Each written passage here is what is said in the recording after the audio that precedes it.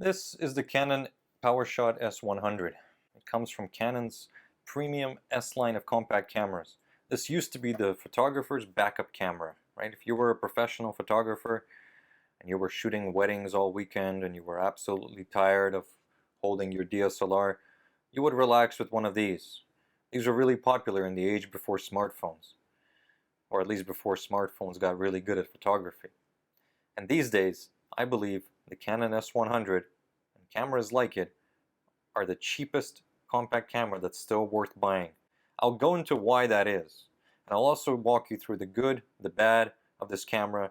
I'll show you some tips and tricks for getting the most out of these compact cameras, and we'll look at some sample images and videos, because yes, this thing takes video. A little bit about the price. I picked this up for $35. Now, that's not a realistic price. I think someone just really wanted to get rid of it. There are millions of these compact cameras that were made, and they're just sitting around basements, but not all of them were created equal, and if you know what you're doing, you can pick up a really cheap one. The thing is, these days cameras are pretty cheap, and they're getting cheaper on the used market, but phones are expensive and they're getting more expensive. So even though phones are great in terms of computational photography, they're offering amazing software despite having a very small sensor. If you buy the right premium compact camera, I think you can have a lot of fun. It feels really sturdy in the hand. It doesn't feel like it's gonna break. It's not flimsy at all. After all, it's made in Japan.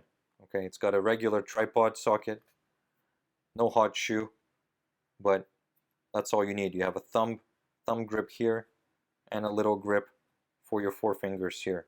So totally possible to use this one-handed. It's a very simple, slimmed down design. It's got a battery compartment at the bottom, which is where the SD card is as well. Right? Uses one of these tiny Canon NB5L batteries. You can buy third-party ones for really cheap. So always have a couple batteries with you extra, because these do run out pretty fast on these cameras. Okay, you've got a couple ports here at the side. You've got HDMI and AV out. I don't really remember the last time I used one of these ports on a compact camera, but here they are. Japanese people don't just call anything the number 100, right? There were other cameras before this. There was the S90, the S95. I mean, they were good, but they weren't the 100. 100 implies this camera is perfection. This camera is the pinnacle of compact cameras. What else is good? It's got image stabilization. Yes, it's got image stabilization in this tiny camera. It's skinny enough to actually be called a pocketable camera. There are a lot of compact cameras that are like, hey, we're a pocketable camera. Well, no, you're not, right? Unless you're wearing really baggy jeans or something. This could fit into the front pocket of hipster pants. Even when the lens is fully extended, this camera is not that bulky at all. You could totally pack it with you on a trip, right? It doesn't take up that much space. You've got the charger. That's it. Not too bad. Fits into a belt pouch, no problem. It doesn't have Wi-Fi, but it does have GPS, so you can geotag where you took your photos. That's good. Guys, the kicker is this camera has manual control. It has every mode that you often find on much more expensive cameras. Got manual, aperture priority, shutter priority, program mode. So you can absolutely learn about the exposure triangle, everything you need to know about the basics of exposure in photography just from using this camera. And how do you control it? Well, I'll show you. So if you're shooting in manual mode, for example, you can rotate this dial and you can see it's updating the shutter speed. You can switch between the shutter speed and the aperture, and finally you've got the ISO, and you can customize your control ring at the front here to adjust your ISO. I mean, you could customize it to adjust a lot of things: exposure compensation, white balance modes, all that. This camera has a lot of customization options. 24 to 120, really useful focal range. I mean, that's typically the standard in terms of walk around mid-range zooms. It's comfortable to hold. You can actually hold it with one hand, unlike a smartphone. It has this little thing at the front, this little grippy thing. Makes it a bit more comfortable. This camera will absolutely be ignored by bystanders. Okay, no one's going to take you seriously. Even pickpockets will probably take pity on you, right? It's so tiny, it has no resale value. People might think you're either really confused or like a lost time traveler, no one is going to take you seriously, and you can get away with a lot of shots that you wouldn't normally get. It's obviously not weather resistant, so I wouldn't take it out in a snowstorm or rainstorm. Don't be surprised if it fails in hardcore conditions. I know on these cameras sometimes the lens opening mechanism can fail. Mine's fine, but you'll often see these sold and the person's like, yeah, camera works, but like you have to pry this open every time with your hands because these things have a tendency to fail first. The lens is great, but it drops down to f5.9 at the long end. So even though it's f2, which is great at the wide end, it drops pretty quickly. So the more you zoom in, the less light you're gonna be able to take in, and you might have to pump your ISO. The biggest negative to this camera, guys, as you'd expect, is image quality. I noticed that anything above ISO 800 was, well, pretty disappointing. This camera will let you go to ISO 3200. I wouldn't go past 1600 personally. What I look for in a compact camera, the camera must have a spot meter. The function button here, the set button, you can adjust your ISO, you can adjust your white balance, which is pretty cool. Let's just take that back to automatic. You can have bracketing, you can do continuous shooting, multi-shot, you can do self-timer, and here we go. We've got evaluative, center weighted average, and spot metering. I really like using spot metering. What I do is I meter for something that's middle gray, and I also focus on the same point.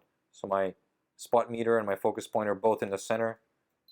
I focus, recompose, and shoot. You're not going to be as fast as you are with DSLRs when taking photos. That's a downside, but that's really a downside that's common to all compact cameras. There's a bit of delay in terms of taking pictures, the focusing, even the startup and the turn off takes a while. But once again, guys, the options you get here: bracketing, self-timer, ND filter. This thing has an ND filter. So in bright, really bright environments, I might flip this guy on. I didn't talk about the megapixels yet. I don't think it matters too much, the megapixel counts. I mean, they're mostly for marketing, I think, after the 8 megapixel point. But okay, this is a 12 megapixel camera, which is great. It shoots up to, I think, 8x10s. You can print 12x8 prints, no problem. You do not have any manual controls in video mode. You just choose the resolution, 1080, 720, or 640 by 480. You guys remember the days of 640 by 480 resolution on your monitor? Yeah, guys, so that's how I shoot these cameras. I typically shoot them in program mode, and I set my ISO to be automatic, right? Automatic ISO. Instead of fiddling around with like 100 versus 200 versus 400, I just let the camera decide the ISO, and that way it will select, it's smart. It will select the lowest possible ISO to reduce noise. Right? So if I was to manually set it to 200, but there's actually enough light for it to go to 160, it will take the picture at 160. I have the histogram enabled in real time at the top left. I can see when something's, when the picture is super overexposed or really underexposed. Very helpful. I typically shoot with the flash off. I mean, the flash is there. You can enable it through the menus, and then it pops back down. One of the advantages with small sensor cameras and phones is that they can focus down to a really short minimum focusing distance. Okay, let's take a picture of this amazing charger. There we go, 3 centimeters away in macro mode. If you're not in macro mode, it's a 30 centimeter minimum focusing distance. Now in low light situations, to get the most out of this camera, shoot at the widest, 24 millimeters. That way you take advantage of the fact that the lens goes to f2 at the wide end. So you just let in that much more light, and it's really helpful in low light situations. S95 is a perfectly good camera. In fact, it's a great camera. But there are a few differences between the two that I think just add up to make this one more, substantially more worth it. This one shoots at a slightly faster shutter speed, 1/2000 of a second versus 1/1600. Helps in bright and sunny situations. The lens is 24 to 120. Now, on the S95 and the S90, it was a 28 to 105 lens. So, okay, also a very versatile zoom range. No complaints there. But that extra 4 millimeters on the wide end, guys, every millimeter counts, as we know. The minimum focusing distance is improved on this one. It also has a CMOS sensor versus a CCD. I'm not really going to get into whether the CCD gives you a more filmic look. Some people would argue it does. CMOS is where the technology went. It's a more modern sensor. It's 12 megapixels instead of 10. Again, little changes, but they add up to a lot. It's got a more advanced image processor, Digic 5 versus 4. It's got a faster continuous shooting rate, 2.3 frames per second versus 0.9. I mean, you're not going to be using this for wildlife photography, but that is a substantial improvement. Let's take a look at some sample images from this camera. As you can tell, I just took these shots walking around. Didn't really have anything particular in mind. That's kind of the best way to use this camera, as a walk-around tool. Bring it with you on a vacation, bring it with you on a hike, bring it with you when you just don't know what you're going to be taking pictures of. Bring it just in case. Here you can see I actually used fill flash to light up an anti-aircraft gun. Kind of a unique use for fill flash, but it was surprisingly effective here in bright sunlight, right? Sun's out, guns out. This camera is so much fun to use. Totally see myself bringing it on a backpacking trip, hiking trip, and especially as a walk-around camera during the daytime. It's pure photography, guys. It's so much fun. You get to experiment with different focal lengths. You get to take advantage of manual modes and the exposure triangle. And if you want, you can even take video. Not amazing, but honestly, I was expecting much, much worse than this. And especially if you're uploading to YouTube and it's going to compress your videos to hell and back anyway, I think it's good enough. For 50 bucks, you're getting a whole lot of camera. I mean, you have to spend a lot on a phone these days to get this quality, and you don't even get the optical zoom. So there you have it, guys. If you've used one of these cameras, let us know in the comment section. Thanks for watching.